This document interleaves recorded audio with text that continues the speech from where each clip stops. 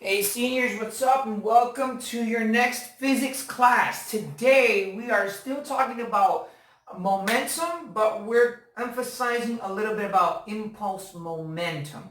And let me refresh your concept of what momentum is. We said in physics, momentum was basically the multiplication of the mass of an object by the velocity. So no matter how when something gains momentum, it's actually a mixture of the mass of the object and how fast it's moving. Now that also creates an impulse. Now impulse in physics is different than impulse in, as you all know it. Like for example, right now you might have the impulse to pause this video and not do your work, but that's not the same kind of impulse that we're going to talk about. Impulse, if we define it, we can say that impulse is the product of the force and the time over which the force acts on an object. So force and time cause impulse. What does that mean? That means that if I have a 50 kilogram object moving at, 30 meters per second in a minute, it's going to have, that's going to affect the impulse as if I had the same object moving at the same speed but with different time, because that's what the impulse is. And impulse and momentum are directly related to each other. So real quick, what that means is that a change in momentum is also related to a change in the force. So force, the amount of force being exerted on an object affects its momentum, and its momentum is also affected in time. So all these combine, all these forces or all these variables, force, time, mass, they all combine to generate what's called the impulse momentum, because in order for an object to have momentum, there has to be an impulse, and that impulse is affected by the time. It's like when you have two objects of the same mass, but one takes 3 minutes to go down a ramp and the other one takes 2. The one that took 3 minutes to go down the ramp covered more distance. Okay, so in fact, when Newton discovered his first laws, or his laws of motion, the second law, which is force equals mass times acceleration, he didn't write it as F equals ma. He actually wrote it as F equals the change in momentum over the change in time. Now these formulas can be derived to, find certain things. For example, I can say that force multiplied by time equals momentum, right?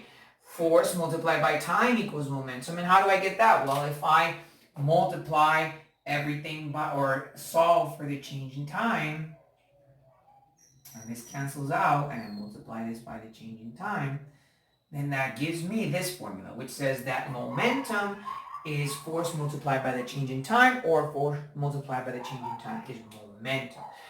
But we all know that momentum is actually, we already said this in the previous section, is mass times velocity, which is where we get this. Now, what does MVF and MVI? Well, that means that if you have two objects that collide, like for example, someone kicking a soccer ball or a car colliding against another car, then you have two objects colliding, and that's why you have mass times velocity final and mass times velocity initial, which is what we're going to see. We're going to see an example where we actually have one object, but it collides with something else, and that's also going to affect it. So what I can do is I can take this formula right here and plug it into my original formula and kind of get like a hybrid, which would be force equals the MVF minus the MVI over the change in time. So what I want you to understand, and again, when I post the exercises, I'm also going to post an example where you guys can see this. But what I want you to understand is that from the force equals change in P over change in time, from this formula, I can get this formula. And from this formula, I can get this formula, and then I can combine this formula with this formula. But they're all the same. So you're asking yourself, which formula am I going to use? This all makes no sense. Well, it depends on what you get in the story problem. So depending on what you get on the story problem is the kind of formula that you're going to use, whether you use this one, whether you use this one, or whether you use this one. Now, without further ado, I'm actually going to perform or explain a problem here, and we're going to see which formula we're going to use. Again, along with this video, I'm going to upload the exercise that you're going to be working on. Virtual classroom is going to be Thursday from 11 to 12 today. There was a little bit of a technical difficulty, and I couldn't get together with you guys. But God willing, that will not happen on Thursday. So if you do have any questions regarding this material, I'll be available on Thursday. Okay, so here's the example. There's a 1,400 or 1,400 kilogram car moving westward. So it's very important to take into account the direction, okay? Moving westward with a velocity of 15 meters per second, collides with a pole or a utility pole and brings and is brought to rest, in 0.30 seconds. Find the force exerted on the object in the collision. So we have a car that bumps against a utility post, right? And the car has a force and it has a momentum, and then all of a sudden when it collides with the utility post, then the force and the momentum and the velocity changes. So what we need to do first is just kind of highlight what we already have in the problem. So we can say given. What do we have given? Given to us in the story problem. Well, given to us in the story problem is the mass, which is 1,400. Also given to us is the initial velocity, ladies and gentlemen, because it's 15 meters per second. Now, 15 meters per second westward, which is negative 15 meters per second, because it's moving to the west. But we'll get to that in a minute. We also have the time, or the change in time, which is 0.30 seconds. And we have a final velocity. Now the final velocity, guys, is 0. And the reason why the final velocity is 0 is because the object crashed into the utility pole, meaning that it didn't move any further after that. So now that I have all this, I'm going to see which of the formulas I can use. Well, I have the initial velocity and I have a final velocity, so automatically I know I'm not going to use this one. I'm actually going to use this one because I have a mass, a final velocity, a mass, and an initial velocity. So I know I'm going to use this part, but I also have time, or a change in time, which means it's a hybrid, which means it's going to be this one. You have your initial, you have a mass, a final velocity, a mass, an initial velocity, and a change in time. So I'm actually going to use this formula. So all we do is plug in our numbers, and we say force equals the mass, which is 1,400, times the final velocity, which is 0, because once it crashed into the utility pole, it's not going to move anymore, and that would be 0 minus 1,400, because it's still the same car, okay? And the initial velocity, which was negative 15, over the change in time, which was 0.30 seconds or 0.3 seconds. It doesn't matter if you use your calculator. And of course, this is mass. This is kilograms. This is meters per second squared. And this is, the same thing, kilogram and meters per second.